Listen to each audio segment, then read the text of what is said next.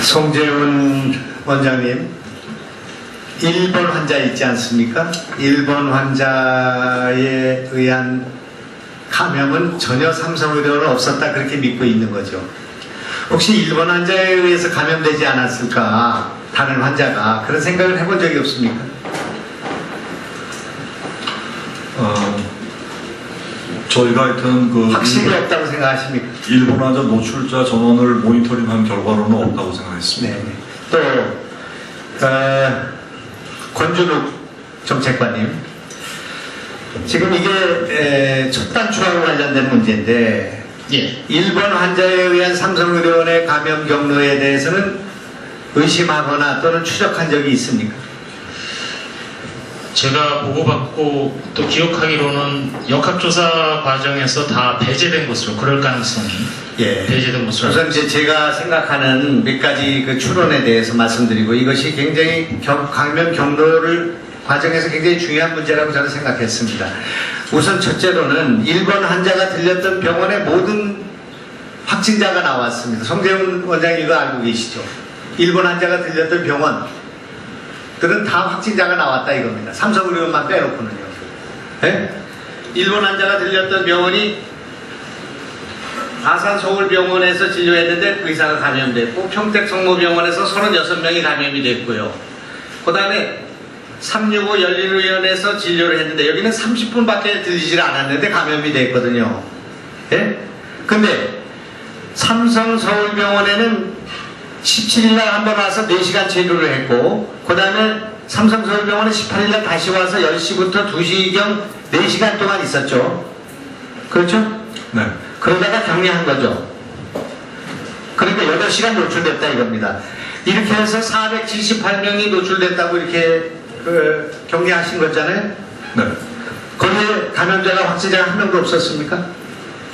최소한 저희가 파악했던 노출자 중에서는 없었습니다. 그래서 지금 1번 환자가 확진된 것은 5월 20일의 일이죠. 그죠? 5월 20일 아닙니까? 확진된 게. 네, 그렇습니다. 그래서 확진 처음 된 거 아니겠습니까? 네. 그런데 14번 환자가 삼성 서울병원에 입원한 거, 이것이 5월 27일 아니겠습니까? 그런데 5월 27일 날 35번 환자의 역학조사를 보면은 약간의 기침 증상이 있었다 이거예요. 아시죠? 35번 환자 있죠? 의사. 네. 그분이 35번 환자가 기침을 하기 시작한 것이 그날 14번 환자가 입원한 5월 27일이라는 말씀입니다. 에? 어떻게 14번 환자가 입원하자마자 35번 환자가 기침을 시작합니까? 그게 납득이 가지 않는 일이라 이런 말입니다. 그리고 5월 29일날 기침이 악화됐고 5월 31일날 증상이 발견됐고, 그래서 6월 1일날 확진된 거죠. 그렇지 않습니까? 지금 무슨 얘기냐면은 14번 환자가 병원에 온 날이 5월 27일인데 그날 35번 환자가 기침을 시작했다는 것이 말이 납득이 되지 않는다 이런 말입니다. 즉 우리 1번 환자가 5월 17일날 18일날 해가지고 여기에 20일까지 격리가 된 시간이고, 격리되지 않았던 8시간이 노출이 됐는데 30분 노출된 데서도 전부 환자가 발생했는데 여기는 8시간 노출이 되고 여기 이틀 동안 여기 있었고, 이런 상황에서 478명이 노출이 됐는데도 하나도 감염자가 없었다 이겁니다. 그래서 2주의 보통 5일 내지 6일 아니면 10일간의 잠복기를 고려해 보면은 14번 환자, 35번 환자의 발열은 이 1번 환자의 노출로부터 2주의 범위 내에 있다 이겁니다. 1번 환자의 잠복기 안에 35번 환자가 증상이 시작되었다 이렇게 볼 수 있고요. 만약에 35번 환자가 우리가 지금 역학조사에서 얘기하는 것처럼 14번 환자에 의해서 감염되었다면 14번 환자가 입원한 날 기침을 시작해가지고 이틀 후에 그 증상이 발현이 되는 6가지 우리 감염 경로와 그 개연성과는 전혀 다른 양상을 보이고 있다 이겁니다. 송재훈 원장님, 제가 지적하는 이 문제 지적에 대해서 이해되십니까? 1번 환자의 잠복기 안에서 35번 환자가 감염됐을 가능성이 있고, 35번 환자가 만약 14번 환자로부터 감염되었다는 지금까지의 가설로 말한다면 14번 환자가 20호와 35호원이 접촉했다는 것이 명확하지가 않습니다. 진료실에 옆집 진료실에서 30분이 있었다는 것인데 그걸 가지고 추론을 해서 35번 환자는 그 의사는 14번 환자로부터 감염되었다는 가설하에서 삼성의료원은 2차 감염이었고 3차 감염으로 그렇게 됐다는 것과 1차 메르스 확진자인 1차는 아무 확진이 없이 격리되었다. 이런 가설이 가능한데 이것이 납득이 가지 않는다 이런 얘기입니다. 일본 환자가 들은 모든 병원에 감염자가 발생했고 감염자 증상 발현까지 11에서 14일이 걸리는데 이거는 지금 만나자마자 기침하기 시작해서 이틀 후에 30여 건 환자가 감염되는 이런 일들이 벌어졌다 이겁니다. 이거에 대해서 역학 조사가 치밀하게 이루어질 필요가 있다 이겁니다. 무슨 말씀인지 아시겠습니까? 이것이 첫 단추이기 때문에 감염 경로가 일본을 통해서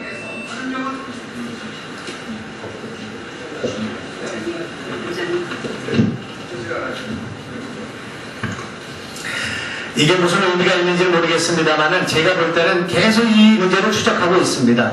일본 환자가 17, 18일 날 8시간을 노출된 상태에 있었는데 삼성의료원에서 있었고 그 다음에 격리가 됐습니다. 그런데 30분 들렸던 평택에 있는 병원, 365병원 이런 데도 다 감염자가 나오고 평택병원은 일본을 진원지로 해서 36명이 감염이 됐고 쭉 감염이 됐는데 468명이 노출되었다고 하는 삼성의료원에서 한 명도 감염자가 발생하지 않고 오직 14번에 의해서 감염되었다고 얘기하는데 14번에서 감염됐다는 가설로 보게 된다면 이것이 잠복기가 없이 바로 기침 시작해서 만나자마자 기침 시작해가지고 이틀 후에 발견된 것이 되기 때문에 이 메르스 사태를 분석하고 앞으로의 우리가 경로를 추적하는 역학조사에 있어서 대단히 중요한 문제이고 첫 단추다. 이런 의심에 대해서 조사해서 이것이 그렇지 않다는 조사를 저한테 보내주시기 바랍니다. 의원님, 요 환자 역학조사는 저희가 했고 하는 사항이어서 하여튼 의원님 말씀하시는 대로 예를 들어서 35원 환자도 일본 환자와 같은 잠복기 내에 있기 때문에 그 가능성을 배제할 수가 없는 거 아니냐는 말씀 한 가지 하고 의원님께서 지금 35번 환자가 그 증상 발현일이 27일이라고 지금 말씀을 좀 하고 계셔가지고요. 역학조사서에 나와 있습니다. 기침이 시작한 게. 예. 근데 아마 저희가 그 조사서에 좀 보시게 되면은 그런 부분들 관련해서는 지금 186명에 대한 전반적인 재검토를 다시 하고 있어서 조금 더 다른 증거들을 부각이 된 다음에 말씀을 드리도록 하겠습니다. 다만 지금까지 저희는 35번 환자가 14번 환자와 같은 구역에 있었고 35번 환자가 물론 미세한 기침을 했지만은 증상 발현일을 하여튼 뭐 저희는 한 29일로 지금 보고 있는데 말씀하신 것처럼 같은 잠복기 내에 들어와 있다라고 하는 거기 때문에 다시 한번 검토를 해보겠습니다. 468명의 그 명단이 있지 않습니까? 네네네. 명단을 저희한테 주시고요. 확진자 명단을 보면 된다고 생각합니다. 예, 알겠습니다. 예. 되지 않았던 것이 17일 날 4시간이 있었고 18일 날 4시간이 있었고 8시간이 있었거든요. 그런데 8시간 동선을 CCTV나 이런 걸로 확인한 적이 있습니까?